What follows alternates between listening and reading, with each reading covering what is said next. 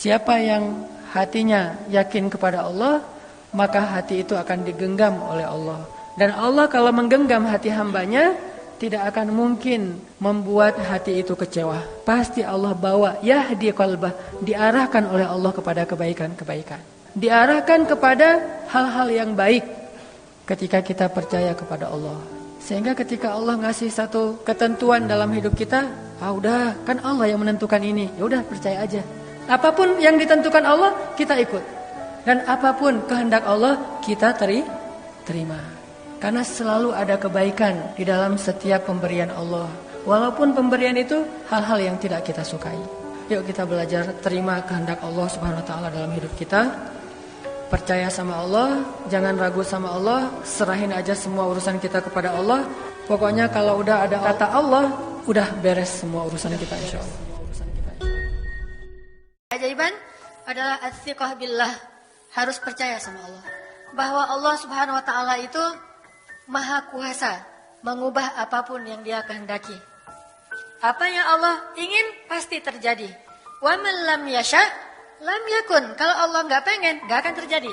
Sehingga kalau kita ingin menangkap hatinya, mendapatkan hatinya, maka mintalah kepada pemilik hati itu, bukan kepada orang yang sedang diamanahi hati itu.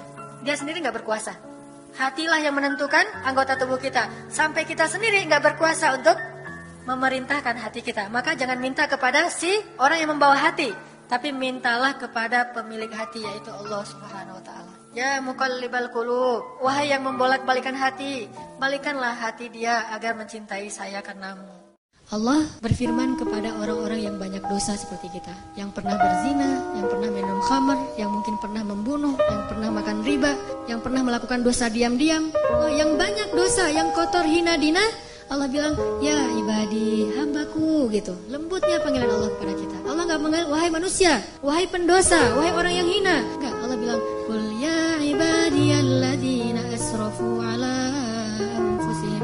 Bilang kepada hamba-hambaku yang banyak dosa. Tapi Allah gak bilang yang banyak dosa, yang melampaui batas terhadap dirinya. Lembut sekali bahasa Allah. Udah banyak dosa, Allah masih memanggil kita hamba. Allah gak marah sama sekali. Bahkan ketika kita melakukan dosa, diam-diam di malam hari, tidak ada yang melihat kecuali Allah, kemudian cuma satu malaikat yang mencatat. Allah Subhanahu wa taala berbisik kepada malaikat itu, jangan catat dulu, mungkin besok dia akan bertobat. Dan jangan kabarkan ini kepada malaikat yang lain. Allah kalau kita buat dosa diam-diam, Allah tutupi aib kita, nggak mau ngasih tahu kepada yang lain. Tapi begitu kita taubat, Allah langsung mengatakan, wahai para malaikat, lihat hambaku itu, dia bertaubat. Giliran kita beramal soleh, Allah umumkan. Giliran kita buat dosa, Allah diam aja. Allah kasih masalah buat kita karena Allah pengen banget ngampunin dosa-dosa kita. Allah ngasih kita musibah karena Allah pengen banget ngelihat kita datang menangis, lalu Allah Subhanahu wa taala akan menyambut kita dengan kasih sayangnya. Halumu ilayya ya abdi, datang ke sini wahai hamba-hambaku. Begitu kita sakit menjelang kematian kita, baru Allah ternyata ngelihat kita kayaknya nih udah ada perubahan, tiba-tiba kita datang kepada Allah menyesal, ya Allah saya banyak dosa, tuh kan hambaku ini bertobat, sini hambaku, langsung diselamati, langsung seolah-olah didekap, dipeluk oleh Allah. Dan malaikat yang mencatat tadi tidak jadi mencatat. Kata Allah, lihat wahai malaikat, hambaku ini bertobat, jangan catat keburukan dia. Wahai seluruh malaikat, lihat hambaku ini sudah bertobat. Allah umumkan, lalu Allah mendekap kita dengan kasih sayangnya. Allah mengampuni seluruh dosa-dosa kita. La ubali, kata Allah, wahai hamba-hambaku, jika kalian datang kepadaku meminta ampun, padahal kalian memiliki dosa sebanyak langit dan bumi, akan aku ampunkan dosa kalian semuanya. Wala ubali, dan aku tidak peduli sebanyak apa dosa itu. Gimana caranya biar bisa move on? Gampang, doa lagi nih. Doa yang terkenal dari Ummu Salamah. Allahumma ajurni fi musibati wa akhluf li khairam minha.